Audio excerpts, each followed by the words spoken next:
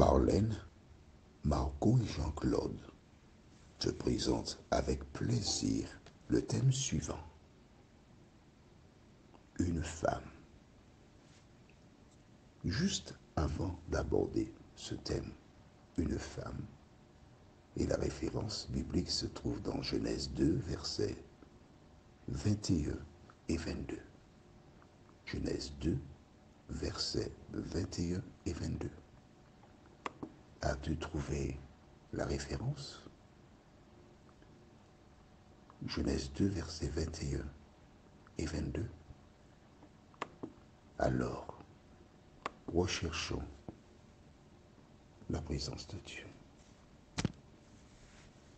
Notre Seigneur et notre Dieu, merci. Merci de nous parler, de nous diriger, de nous instruire. Aide-nous, Seigneur, à appliquer la parole dans nos vies. Et Saint-Esprit, scelle cette parole, nous t'en prions. Au nom de Jésus et pour ta gloire éternelle. Amen. Rappelle-toi, nous avons vu dans Genèse 2, 18. L'Éternel Dieu dit, il n'est pas bon que l'homme soit seul. Je lui ferai une aide semblable à lui. Quelle a été la pédagogie de Dieu? Au départ, il savait que l'homme avait besoin d'une aide. Il savait que l'homme ne peut pas rester seul. Et dans beaucoup de domaines, il y a toujours quelqu'un. On n'est jamais seul. Nous avons eu l'occasion de voir, lors de notre première étude sur ce thème, comment Moïse était seul. Dieu l'a appelé et en chemin, c'est son épouse, Séphora,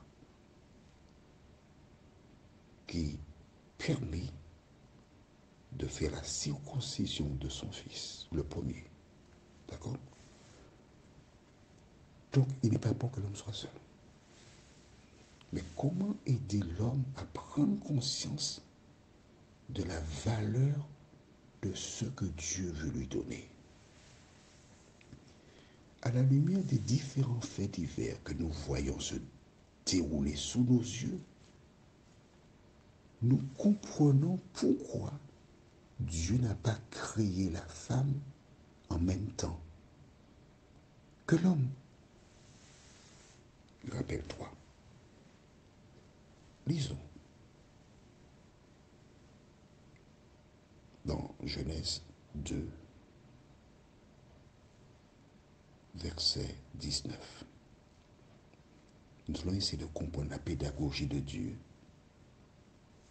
L'Éternel Dieu forma de la terre tous les animaux des champs et tous les oiseaux du ciel, et il les fit venir vers l'homme pour voir comment il les appellerait, et afin que tout être vivant portât le nom que lui donnerait l'homme.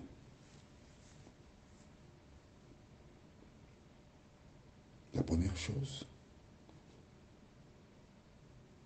c'est que les animaux qui étaient déjà créés avant l'homme, quand l'homme ouvre les yeux, il regarde et voit quoi? Un chat. Mais ils sont deux. Ils sont différents. Le chien pareil, le cheval pareil, le lion, le léopard, le guépard, etc. Il voit qu'ils sont toujours deux. Mais il n'en a pas. Il n'y a pas d'être semblable à lui. Nous avons vu qu'il ne pouvait pas se contenter d'avoir un animal. Ce n'était pas le même style. Dans mon cerveau, là, pendant que je te parle, je vois le chat et la chatte qui jouent. le chien et la chienne, qui ont des gestes affectueux. Dieu est en train de préparer Adam, lui montrer comment vivre à deux. Mais quand il a achevé sa besogne, il n'y en a pas. Ce qui est important, c'est de voir, la Bible ne dit pas, hein, qu'Adam a dit à Dieu, mais écoute, tu m'as donné à nommer tous ces animaux, d'accord? Mais pour moi, je n'ai rien. Pourquoi tu n'as pas fait pour moi? Où est ma part? Pourquoi suis-je seul? Pourquoi c'est intéressant? Parce que cela nous montre que le Créateur qui a fait Adam, il savait fort bien, puisque nous avons vu dans Genèse 2, verset 18, l'Éternel Dieu dit, il n'est pas bon que l'homme soit seul, je lui ferai une aide semblable à lui. Dans le temps, je lui ferai. Il sait qu'il doit le faire, mais il a voulu que l'homme prenne conscience de l'importance, de la valeur de l'aide qu'il va lui donner. Il a voulu que l'homme comprenne que l'aide est plus fragile dans certains domaines que lui, mais qu'il est appelé à la protéger. Sa besogne achevée, que fait Dieu? La référence du jour. Genèse 2, versets 21-22. Alors l'Éternel, Dieu fit tomber un profond sommeil sur l'homme, qui s'endormit. Il prit une de ses côtes et referma la chair à sa place. L'Éternel Dieu forma une femme de la côte qu'il avait prise de l'homme, et il l'amena vers l'homme.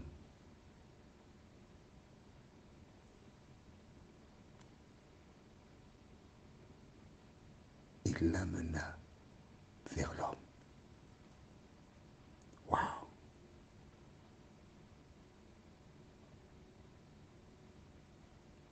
Et voici l'homme qui découvre la créature. La Bible ne dit pas qu'il a fait des objections, parce que Dieu, lorsqu'il donne, il répond avec exactitude aux besoins de l'homme. Aucune réclamation après la livraison. Mais comment a-t-il réalisé la femme? L'homme a été créé de la poussière de la terre. Dans Genèse 2, verset 7, et Dieu souffla dans ses narines un souffle de vie, et l'homme devint une âme vivante dans cette version, un être vivant dans d'autres versions. Donc l'homme a été créé de la poussière de la terre. Mais note bien, on va relire dans Genèse 2, verset 7, parce que je veux que tu lises pour toucher la sensibilité. L'Éternel Dieu forma l'homme de la poussière de la terre. Il forma, donc avec ses mains, il a pris la poussière. Je dis ses mains, avec ce qu'il a utilisé. D'accord?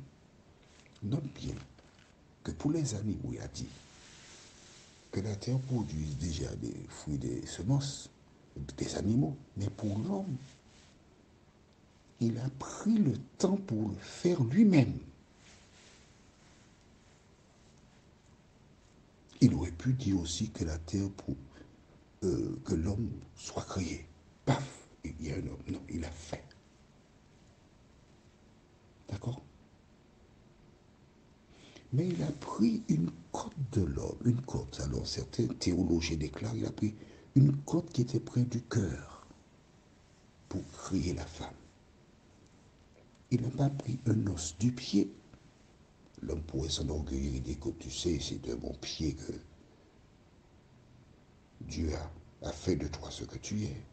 Il n'a pas pris un os du crâne. La femme dirait, oh, c'est du cerveau que Dieu m'a créé. Non. Mais une côte près du cœur, l'organe qui permet à l'homme d'être en vie. On peut amputer d'un orteil, d'une jambe, d'un bras. On peut t'enlever un rein, tu peux vivre avec un seul rein. Mais on ne peut pas t'amputer de ton cœur, tu es mort. C'est fini.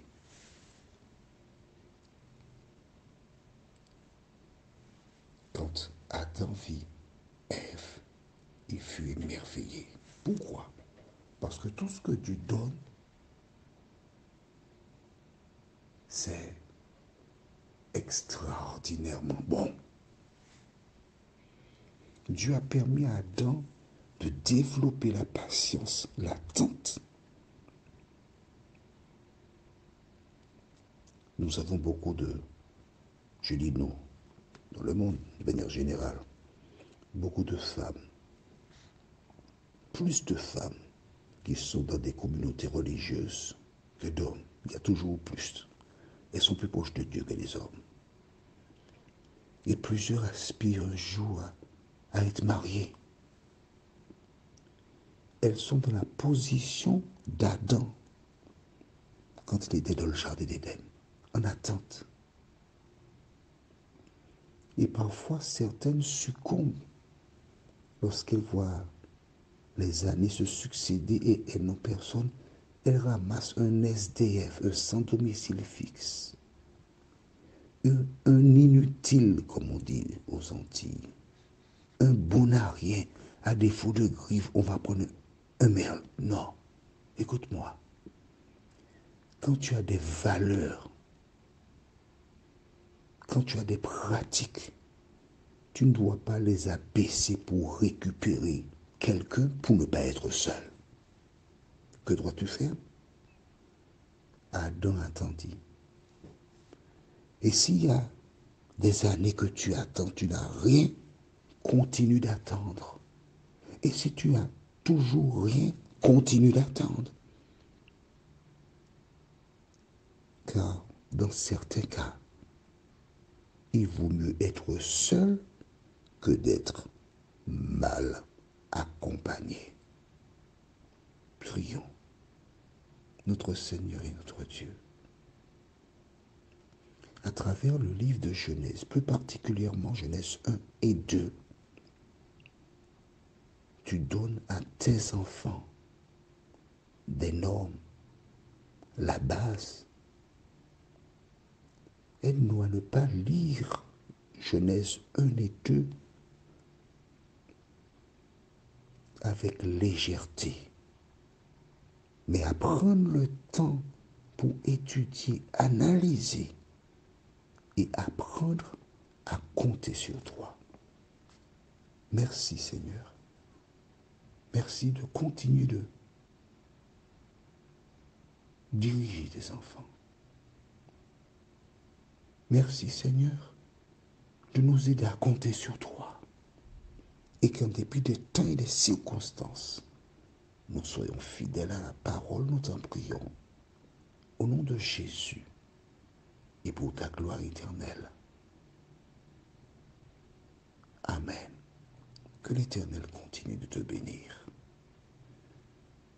Notre prochaine étude s'intitule « Si un homme couche ». Et nous allons dans Lévitique 20, verset 13. Lévitique 20, verset 13. Il me tarde de te retrouver.